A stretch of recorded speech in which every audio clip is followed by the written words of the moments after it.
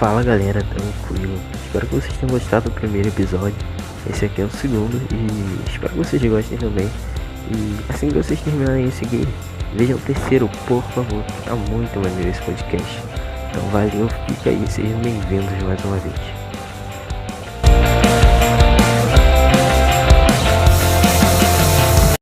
Tá, então, você faz uma pesquisa sobre política econômica do desenvolvimento, certo? A fim dessa pesquisa, o que será feito? Vai ser apenas publicado pela faculdade, no caso para entrega de trabalho, digamos assim? Será publicado com um livro? Você vai dar seminários sobre? Trabalhar em cima disso? Como vai funcionar? Então, o sistema educacional aqui é um pouco diferente do Brasil. Então, a minha cadeira realmente é a área mais, né, meu interesse, meu foco de interesse é política econômica de desenvolvimento. Mas isso não se dá só... talvez a gente possa discutir essa questão de investimento em educação, né? Eu já publiquei artigo, já viajei para alguns países, já viajei para Guatemala, Senegal, fui para alguns países da Europa e desenvolvi artigos sobre isso. Então já tenho questões escritas e publicadas sobre o que isso significa, né? Mas o meu maior objetivo é, na verdade, continuar esse tipo de atuação no sentido da sociedade mesmo, não ficar só no âmbito acadêmico, mas como casar, né, a questão real da coisa com a vida acadêmica. A vida acadêmica nem sempre é estritamente aplicável, né, no que se diz respeito à realidade.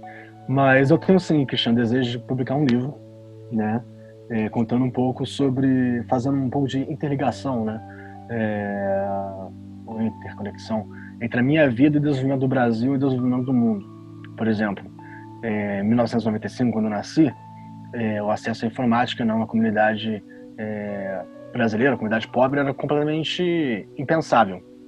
Só que com o crescimento do acesso à comunicação, das questões, as pessoas começam a se conectar mais. Por exemplo, os voluntários estrangeiros que acabaram indo para o Brasil influenciaram na minha vida de uma forma ou outra. Ao mesmo tempo, a gente tem que pensar sobre as questões do Brasil, né, de desenvolvimento político. A gente saiu de uma ditadura, começamos a entrar numa democracia e ter um investimento mais pesado, talvez, no que se diz respeito ao desenvolvimento urbano, ao desenvolvimento social e educacional do país. E aí eu acabo nascendo nesse casamento, né, do mundo tá se tornando cada vez mais conectado e, ao mesmo tempo, investimento no Brasil. Ao mesmo tempo disso, você tem um crescimento muito grande da perspectiva neoliberal, né, no que se diz respeito ao investimento internacional. Como que o dinheiro do capital privado acaba influenciando na política. E a minha vida, nos últimos 25 anos, né, que é uma vida de um jovem brasileiro, de uma comunidade, acabou meio que se entrando nessa perspectiva aí. Eu cresci numa comunidade pobre, meu pai era envolvido com drogas, cresci criado por avós que saíram do sul do Brasil durante a ditadura para tentar uma vida melhor na capital, exatamente por conta de uma influência dos americanos na política brasileira, e acaba que os próprios americanos, né, através dessas políticas de investimento educacional, no futuro, fazem uma influência na minha vida, me tirando daquela realidade e me trazendo para cá. Poxa, mas eu tenho perspectivas muito críticas sobre isso.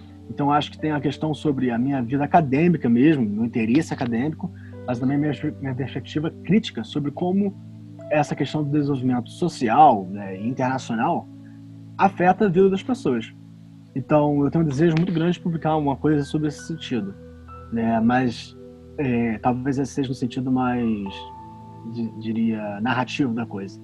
Mas para falar sobre a questão de proposta, eu quero continuar fazendo pesquisa e atuando como melhorar países em desenvolvimento. Então, a política econômica de desenvolvimento, ela estuda o desenvolvimento da política e da economia dos países que estão nesse processo, né, de saírem da pobreza, de terem uma propensão melhor no que se diz respeito ao seu desenvolvimento todo, como social, político, econômico, cultural, dentro desse cenário internacional. Não é fácil falar sobre isso, inclusive no mundo no qual a gente vive hoje, cheio de complexidades e mudando cada vez mais, inclusive nesse momento de pandemia, né? Voltando a falar sobre programas sociais, eu queria te perguntar se você conhece o programa de Ciências Sem Fronteiras, que começou no governo da Dilma, e se você conhece, queria que você falasse o que você acha. Se você acha que se programas assim ajudariam na nossa educação, se ele vale a pena e tal, o que você acha dele? Sim, conheço o programa Ciência Sem Fronteiras, achei um programa fantástico, né, de poder conectar o Brasil com o mundo, né? Eu acho que o Brasil é realmente isso aí, né? A gente tem uma potência gigantesca de poder criar essa união de discussão, de debate, de trabalho realmente com o mundo inteiro. A gente tem uma posição muito boa no cenário internacional, na diplomacia.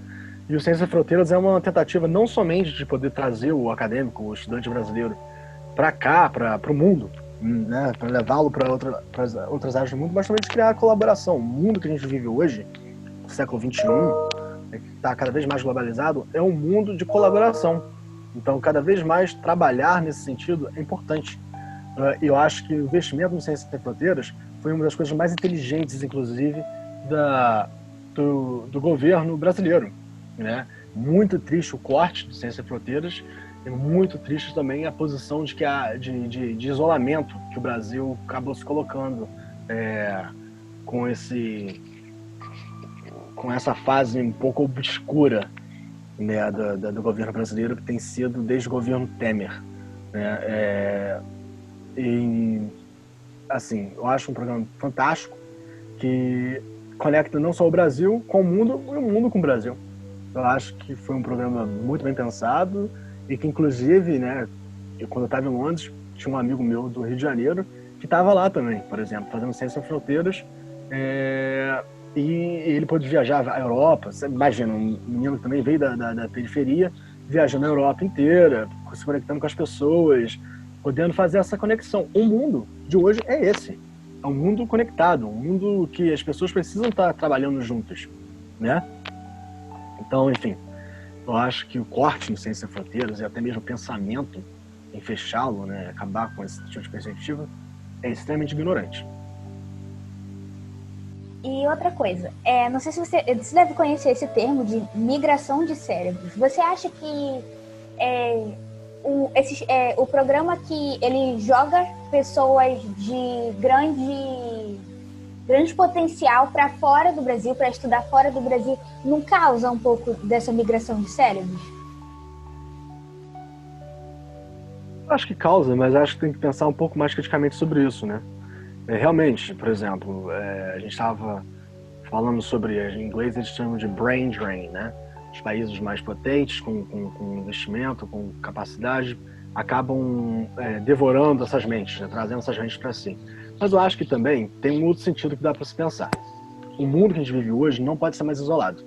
Essa perspectiva de um mundo isolado vai funcionar é um pouco complicado, né? A gente pode falar até no sentido das viagens e tal, né, para reduzir as questões ambientais, beleza.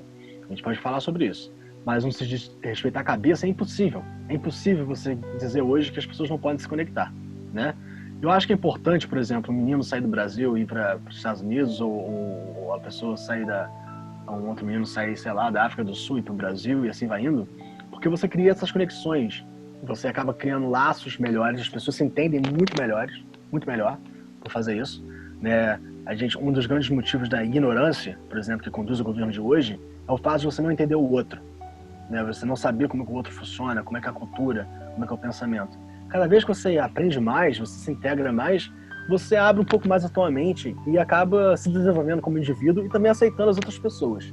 Então, eu acho que essa migração de mente pode ser perigosa no sentido de perder a capacidade, né, intelectual do país e tal, mas eu acho que pensar nesse sentido é um pouco exagerado, sabe? Eu acho que tem que se pensar mais no outro sentido, de integração, de trabalhar junto, de poder levar o país para frente, não só levar o país, mas a sociedade global em geral. Eu acho que isso tem acontecido, né? e quando você fala de academia, né, no sentido realmente do trabalho acadêmico, né, trabalho intelectual, é exatamente isso o propósito da universidade: abrir mentes, não fechá-las. Então, e lidar com liberdade é uma questão complicada. Uma vez eu ouvi uma frase que eu acho que é muito interessante: liberdade não se aprende, se pratica. Então, a migração de mentes pode ser um problema? Pode. Mas, no final das contas, eu acho que acaba sendo mais um benefício do que outra coisa. Por exemplo, eu estou aqui, né, eu sou o único brasileiro na minha universidade, falo do Brasil o tempo todo e trago uma perspectiva crítica. Eu não só ajudo as pessoas a pensarem sobre o Brasil, como também ajudo as pessoas a se conectarem com o Brasil. Todas as pessoas que eu conheço aqui, né, meus amigos, falam: cara, eu quero ir para o Brasil visitar lá, eu quero conhecer essas realidades que você fala aí, eu quero poder conhecer as pessoas. Eu acabo ouvindo música, tocando música em português, meu quarto, literalmente, quase uma floresta de plantas, né? Enfim, eu acho que a gente acaba compartilhando um pouco das coisas. Eu aprendo um pouco sobre a cultura americana, e dentro do ambiente universitário aqui, é um ambiente muito internacional. Então, eu posso dizer, sem dúvida alguma, que a maioria dos meus amigos não são tão americanos, sabe? Eu tenho amigos da Índia, tenho amigos do Nepal, da Armênia, da Inglaterra, assim vai indo. Eu acho que é importante essa integração. Eu acho que o Brasil poderia se dar muito bem fazendo um investimento mais pesado nesse sentido, inclusive. E outra coisa, quando você bota uma pessoa para ir para um outro país, quando ela voltar para o Brasil, ela vai ter um conhecimento de mundo muito maior. E às vezes o que a gente está passando aqui, um país desenvolvido já passou. E aí eles sabem como lidar, e essa pessoa pode trazer esse conhecimento para cá. Eu acho que tem outra coisa também, Bianca. Não só isso, né? Eu acho que isso pode ser uma questão muito boa de se pensar, mas também de aprender os erros, sabe? Aprender os erros que outros países tiveram e poder trazer: olha, eles erraram nesse sentido, a gente pode ter uma outra perspectiva. E outra coisa também é pensar o que a gente é muito bom, sabe?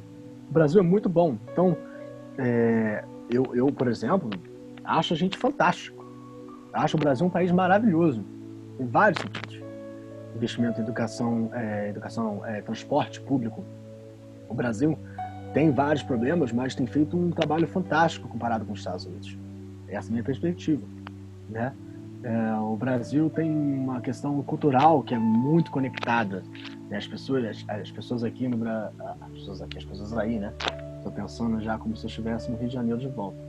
A gente tem um carinho, tem uma forma de tratar o outro que é diferente, sabe? Então a gente começa a pensar sobre as coisas boas também. Eu acho que traz essa perspectiva analítica, inclusive do indivíduo, sabe? E isso que você falou da gente aprender com os erros que aconteceram com as outras nações é a história, né? A matéria do Paulo é praticamente isso. Em história, você aprende as coisas que aconteceram no passado, os erros que foram cometidos, para você não cometer esses erros de novo. Tem uma frase atribuída até a Mark Bloch, né, que ele diz que estudamos o passado para compreender o presente e construir um futuro, né? Então, acho que seria uma síntese, né, do que na minha disciplina eu busco trabalhar com vocês. E esse intercâmbio até da academia, né, até o termo academia que vem do grego, é muito interessante. O filósofo Castoriadis, ele diz que os gregos inauguraram no mundo antigo o interesse pelo outro, né, e cabe aí a função da universidade é justamente estimular esse intercâmbio que você citou aí, né, Matheus, entre diversos pesquisadores, né, de diversas partes do mundo, e o que torna isso explica, né, a excelência acadêmica de algumas universidades que são capazes, né, de atrair e estimular esse intercâmbio cultural entre diferentes culturas, e ao contrário do que a sua fala mostra, e a sua experiência, né, mostra que ao contrário do que o mundo tem pregado, né, ultimamente, principalmente sob a égide do governo obscurantista, justamente que ao contrário do que pregam, abraçar as diferenças é muito benéfico, né? A intelectualidade, a pesquisa acadêmica, ela se beneficia muito da pluralidade de ideias, né? Sem dúvida alguma, Paulo, sem dúvida alguma. Eu acho que, inclusive, a gente tem que pensar no que a gente está vivendo agora, nesse momento de pandemia, né? São pesquisas acontecendo em todos os lados do planeta, trazendo perspectivas tanto no sentido da ciência, né? A gente pode parar para pensar sobre a tentativa de achar a vacina, a tentativa de poder entender melhor esse vírus, como a tentativa de também pensar como é que o mundo vai se colocar economicamente e politicamente falando depois dessa pandemia, né? Então, pensar isoladamente, como por exemplo o governo Bolsonaro tem feito agora, é de uma estupidez completa. Estupidez completa. Não tem como mais, né? E ficar dependente somente de uma perspectiva, isso é uma coisa que, né, o iluminismo já mostrou pra gente que não dava certo, né? Então, e vamos falar sobre as questões, você está falando aí de história, né? Para olhar para o passado e ter uma perspectiva melhor para o futuro. Cada vez mais a academia conectada mostra que a gente teve várias falhas, inclusive das narrativas históricas que são colocadas sobre nós como sociedade. A garotada, por exemplo, né? Eu acabei me tornando um estudante um pouco revoltado, porque eu chegava na escola e era uma história um pouco, como posso dizer, meio branca da coisa, né? Um homem branco, Salvador, fazendo as coisas e excluindo literalmente a história real, né? O que se passou. A gente, não sei se o Paulo concorda, né, o que eu vou dizer, mas as pessoas sempre dizem assim, né? Que a história é escrita pelos vencedores, né? Eu digo que a história é escrita pelos exploradores, né? Mas acho que a gente está vivendo um outro momento agora de revolução, de conexão, de oportunidade de voz, inclusive a internet deu, né? A gente chama de boom.com, né? Deu, de contar a história na verdade como ela é, ou pelo menos dar outras alternativas para a história e não ter uma visão somente da coisa. Por exemplo, a questão da democracia racial no Brasil, que é uma falácia, né? Uma falácia. O Brasil realmente é um país com vários problemas de racismo, problemas de exclusão social, e que precisa ser falado sim. E eu acho, inclusive, o movimento Black Lives Matter, né? As vidas negras importam, é muito importante para a realidade brasileira.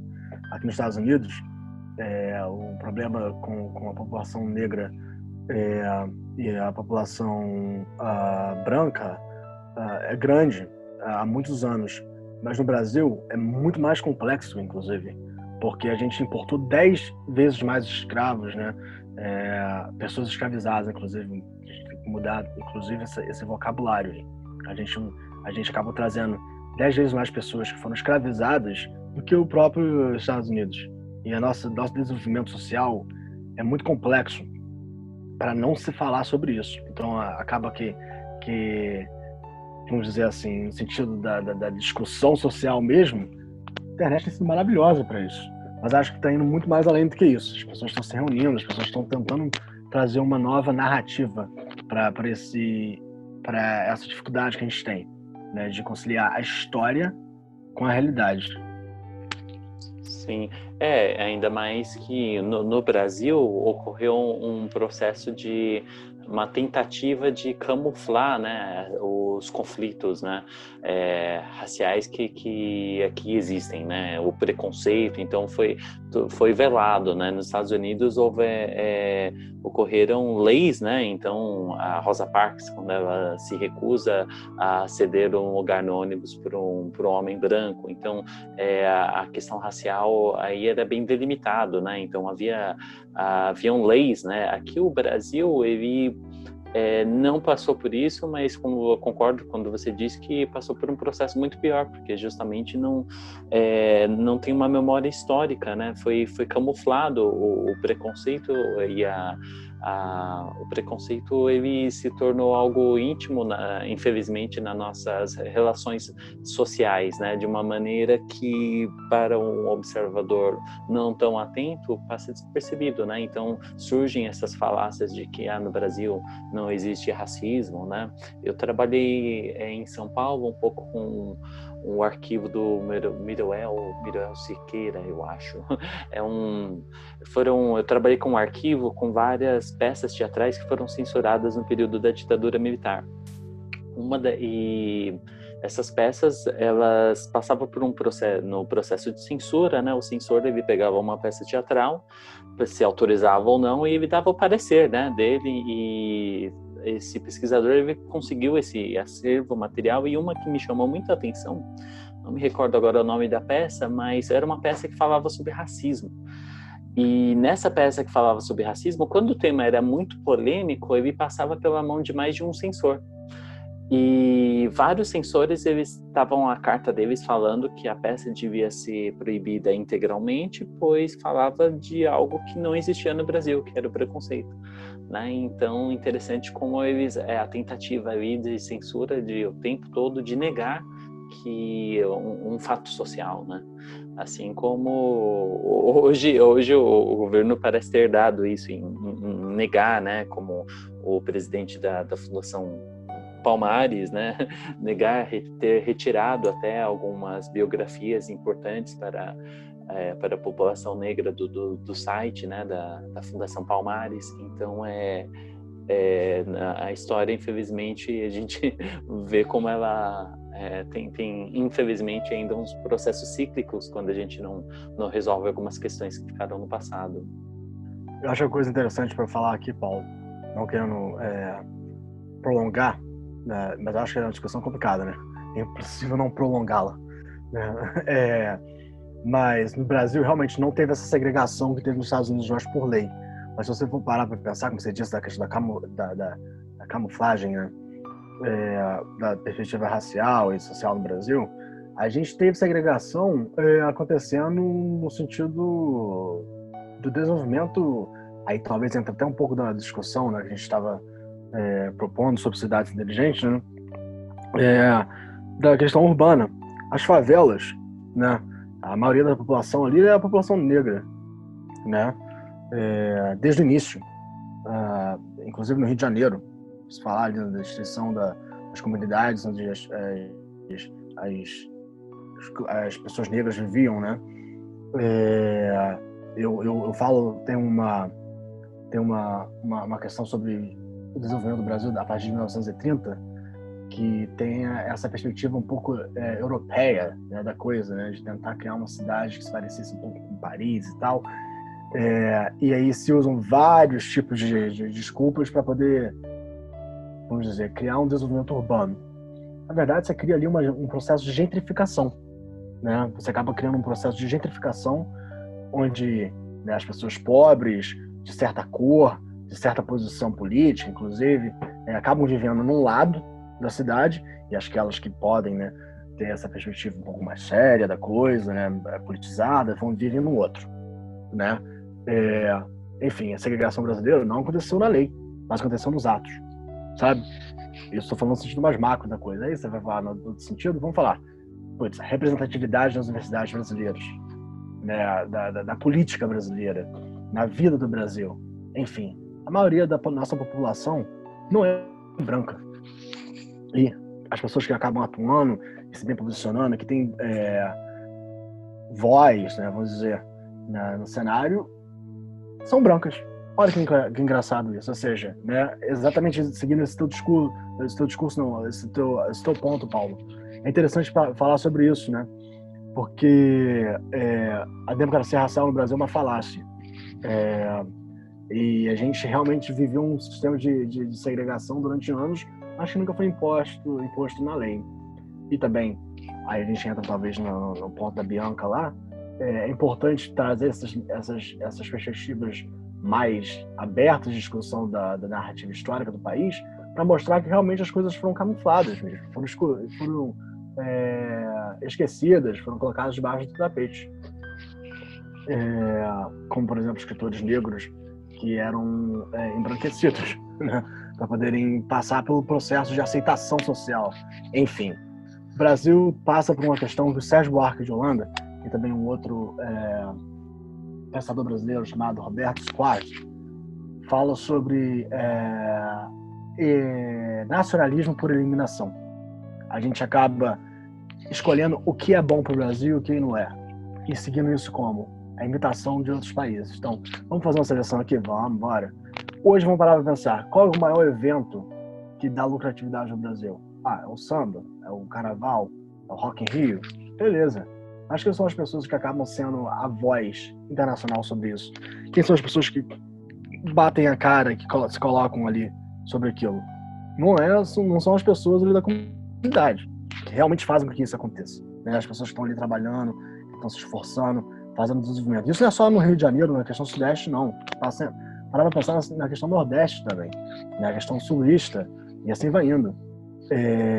Geralmente as pessoas que têm essas vozes não são as pessoas que realmente estão construindo esse desenvolvimento cultural, social, artístico e inclusive político do país, né? As pessoas que estão a cara ali na televisão e tal, tá melhorando. O Brasil melhorou muito nisso, muito, mas eu acho que ainda é muito pouco. A gente tem que criar uma maior representatividade da realidade brasileira. E isso começou a acontecer, né, com os investimentos no governo anterior ao que a gente tem hoje. Não foi perfeito, mas foi muito melhor. A gente pensar na questão da representatividade de pessoas na televisão, isso está melhorando. Está melhorando muito na televisão, na mídia em geral, né, na perspectiva acadêmica e tal. Mas isso só aconteceu porque teve investimento, teve pensamento sobre isso. O que está acontecendo agora? O Weintraub acaba de sair do Ministério da Educação e a sua última posição ali, que é totalmente racista, totalmente preconceituosa, criar um ato que diz respeito totalmente às cotas raciais, à inclusão social, não só de pessoas que vêm dessas disputas, né, na questão de trabalhar o que se aconteceu na narrativa histórica, que a gente está falando aqui, né, da questão de preconceito racial, etc., mas também, inclusive, de deficiência física. Ou seja, as pessoas não consideram os outros nem como humanos, né? Elas se acham muito melhores do que as outras pessoas e querem se colocar como salvadores da pátria dessa forma. Acho que a gente já viu isso na história e não deu muito certo.